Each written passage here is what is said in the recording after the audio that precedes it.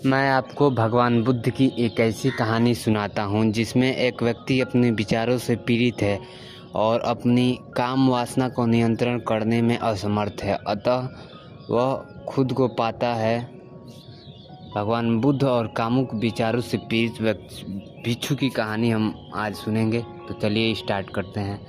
यह कहानी प्राचीन भारत के ऐसे समय की है जब भगवान बुद्ध अपने शिष्यों के साथ एक शांत वन में ध्यान कर रहे थे। वहाँ एक युवा भिक्षु था जिसका नाम आनंद था। आनंद एक बुद्धिमान और समर्पित शिष्य था, लेकिन उसे एक बड़ी समस्या थी। वह अपने विचारों को नियंत्रित नहीं कर पाता था। विशेष रूप से वह कामुक विचारों से और पीड़ित था।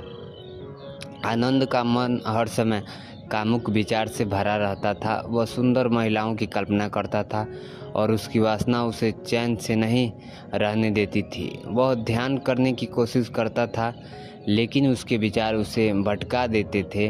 वह बुद्ध के उपदेशों को सुनने की कोशिश करता, लेकिन उसके दिमाग में हमेशा वही विचार घूमते थे। आनंद बहुत दुखी था क्योंकि वह जानता था कि वह वासना उसे आध्यात्मिक मार्ग से दूर ले जा रही है।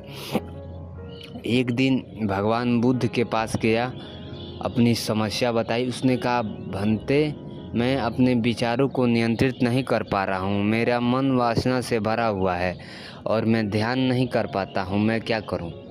बुद्ध ने आनंद की बात ध्यान से सुनी और उन्होंने मुस्कुराते हुए कहा, आनंद, एक समस्या सामान्य है।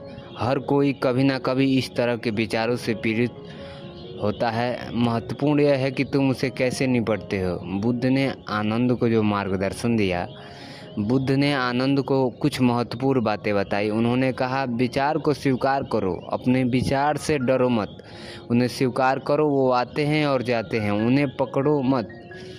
ध्यान का अभ्यास करो, ध्यान तुम्हें उन्हीं अपने विचारों को देखने की क्षमता देगा। जब तुम ध्यान करते हो तो तुम अपने विचारों को देख सकते हो, लेकिन उसमें शामिल कुछ नहीं होते। सत्य को देखो, सत्य को देखो। कामुक विचार अस्थायी हैं, वे वास्तविक नहीं हैं। वे तुम्हें खुशी नहीं दे सकते, केवल दुख लाते हैं। अच्छे कर्म करो, अच्छे कर्म करो, दूसरों के प्रति दयालु रहो, इससे तुम्हारा मन शुद्ध रहेगा। आनंद ने बुद्ध की बातों को ध्यान दिया और उनका पालन करना शुरू कर दिया। उसने ध्यान का अभ्यास करना शुरू किया। शुरुआत में उसने विचार उसे बहुत परेशान करते थे। वह ध्यान में बैठने की कोशिश करता, लेकिन उसके दिमाग में हमेशा वही विचार घूमते रहते थे। लेकिन आनंद ने हार नहीं मानी। उसने हर दिन ध्यान किया, उसने बुद्ध के उपदेशों को पढ़ा और उन पर मनन किया। उसने अच्छे कर्म करने की कोशिश की, उसने दूसरों के प्रति दयालु बनने की कोशिश की। धीरे धीरे आनंद ने प्रगति करना शुरू कर दिया। उसने कभी विचार भी आते थे, लेकिन अब वह उसे जितना परेशान करते थे वह उन्हें देख सकता था, लेकिन उससे शामिल नहीं होता था। वह अपने विचार को नियंत्रित करने लगा। एक दिन आनंद ध्यान में बैठा था। उसने अपने विचारों को देखा, उसने अपनी वासना को देखा, लेकिन इस बार वह उन पर विजय प्राप्त की। उसने अपने विचार को शांत कर लिया, उसने अपने मन को शांत कर लिया। आनंद को एक अद्भुत अनुभव हुआ। उसने अपने मन की शांति महसूस की, उसने अपने भीतर की खुशी को महसूस किया, उसने खुद को पाया।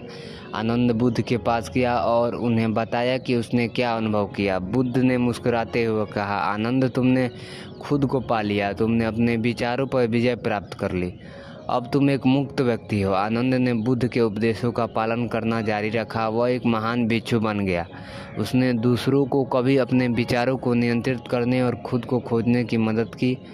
हमें इस कहानी से यह संदेश मिलती है कि हमें अपने विचारों को नियंत्रित कर सकते हैं। हमें अपने विचारों से डरना नहीं चाहिए, हमें उन्हें स्वीकारना चाहिए और उनसे निपटने का तरीका खोजना चाहिए। ध्यान, सत्य को देखना चाहिए और अच्छे कर्म करने चाहिए।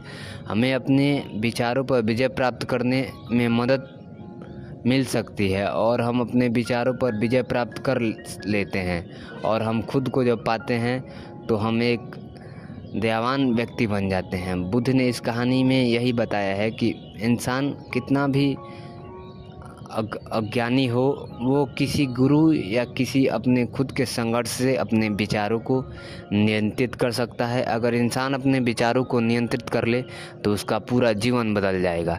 हमें उम्मीद है कि आपको ये स्टोरी पसंद आई होगी। चलिए मिलते हैं एक अच्छे और नए कहानी में अगली वीडियो में। धन्यवाद।